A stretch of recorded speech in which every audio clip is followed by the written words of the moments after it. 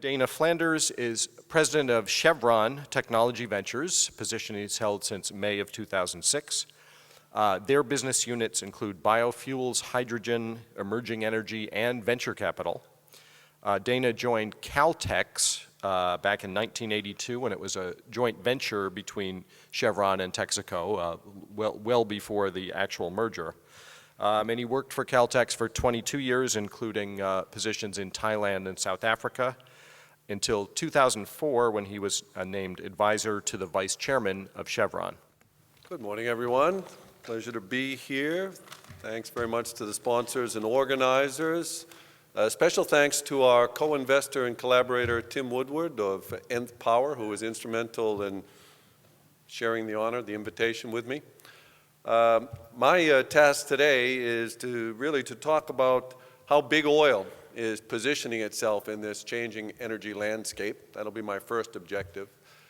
Then I want to talk more specifically about Chevron and how we are investing in clean tech. But when I think back to the opening discussion with Peter Darby, I think his coaching to you all was a good one.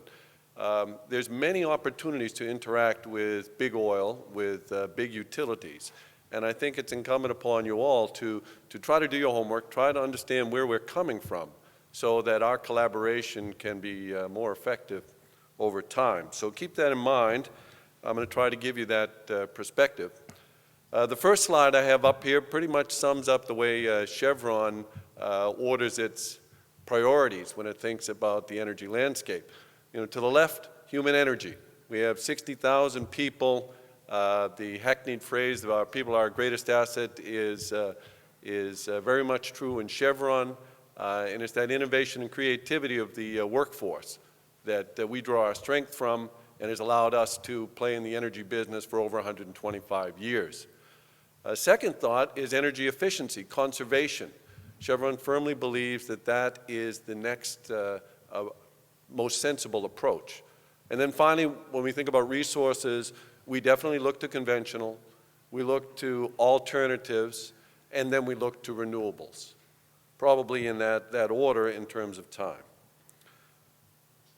Okay, quick recap of the current energy landscape and how we see that. First of all, no shock, we certainly believe that demand growth will continue, linked with growing population in the world and growing living standards and GDP. 50% increase in the demand for all types of energy over the next 25 years is certainly Chevron's view. Another thing to think about in the current energy landscape, as I said, Chevron's been in business for 125 years. We haven't been sleeping at the job. Us and our colleagues in industry over this time frame have developed a supply chain of massive scale, of massive efficiency, of low cost. That scale is necessary to reliably deliver 40,000 gallons a second of energy fuels across the world day in and day out. Here in California, that's a gallon a day for every Californian. That's a serious system, and as we can reflect on some of the recent disruptions to the supply system, one that people don't want to see any hiccups in. It must be reliably done over time.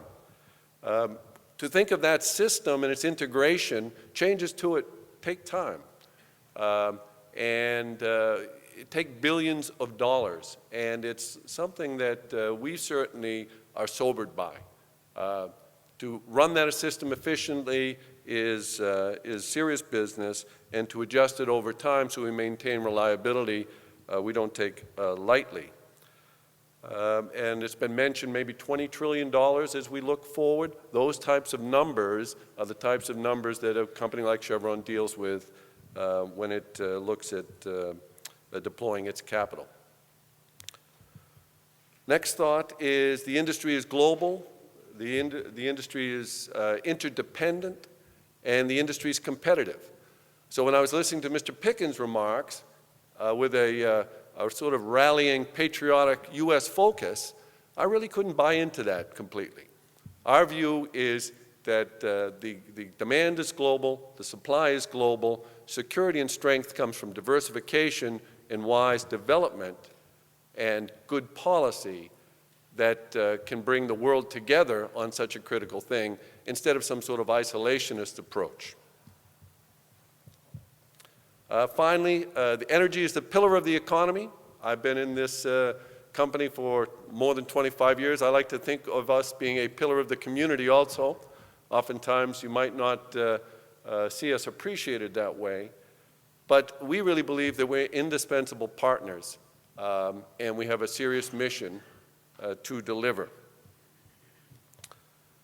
If I move on, maybe if we look into the future, start off, as I mentioned before, efficiency and conservation. Chevron certainly believes that that's the cheapest cost of the next barrel. It's green and it's potentially very reliable. On that count, Chevron itself, we're a massive user of energy, over 100,000 barrels a day of fuel, billions of dollars of cost.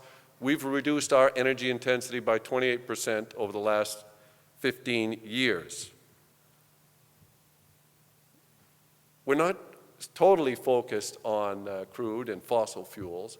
And as we look forward and we are sobered by the tremendous gap between the potential demand and the supply, crude being a finite resource, perhaps peaked, but we think that that argument is relatively moot. We think that the size of the demand is going to require all different sources. Certainly it's going to require conventional oil, unconventional oil, but it'll also require alternatives, extra heavy oil. We're going to have nuclear. We're going to look at renewables of all sorts. There's going to be more than enough demand and more than enough need for diversification to satisfy that demand.